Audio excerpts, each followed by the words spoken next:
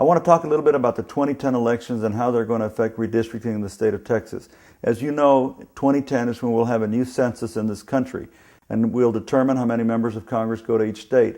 It's anticipated that we in Texas will gain 3 to 4 new members of Congress.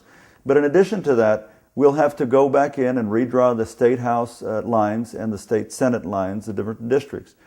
And what I know, based on my experience, is that this can be very, very divisive, and that if we're not careful, millions of people could be disenfranchised from having representation in their state house, in the state senate, and the United States Congress.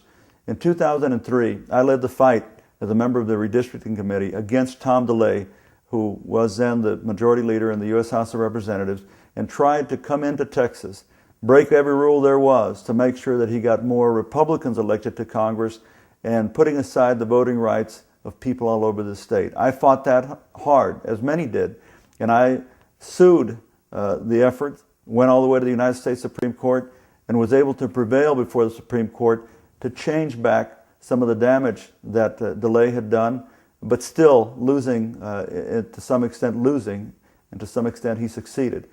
2010 elections will be so important because if we elect people who go to the legislature and to go to the governor's office, the lieutenant governor's office, attorney general, then hopefully we'll have folks in there that put politics aside and make sure that they put the future of Texas at the forefront of their decisions in how these districts are drawn and redrawn. This is another reason why you ought to get involved. I hope you will.